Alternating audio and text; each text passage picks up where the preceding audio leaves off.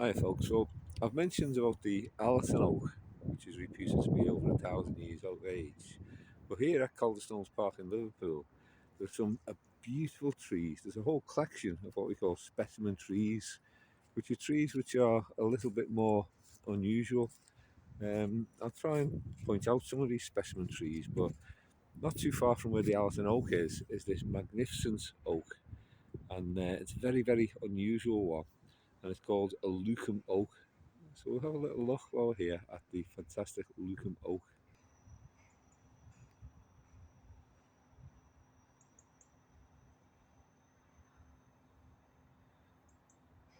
The sheer size of this tree, folks, is magnificent. It is an oak. It's also a pendulous oak, which means that its branches actually droop. And as I say, it's known as the Lucombe Oak. Now, in the Victorian period, botanists like to experiment and they graft different plants together. They cross pollinate different seeds, cross pollinate different nuts and so on, just to see what new species they could come up with.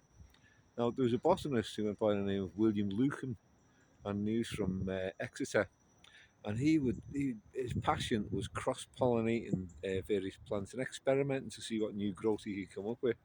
And so eventually, he came up with this new variety of oak, and it was named in his honour, called the Lucombe Oak. Now, it was originally developed for ships, but sadly, it was found that when it was immersed in water, it was warp. So it wasn't much use for ships or for fencing or for furniture because it was absorbed water, and then the wood was warp. Now, this gave Lucum a great deal of credit and praise, and it made him in his status in the botanical world. Now, an interesting fact about Lucum, he's quite eccentric character as well. The first mature Lucum oak, he had it chopped down and he had it stripped down and made into planks. And these planks were then converted into a coffin, and he kept the coffin underneath his bed until the day he died. And he was actually buried in the wood of the tree, which made him famous. So there we go, the magnificent Lucum Oak.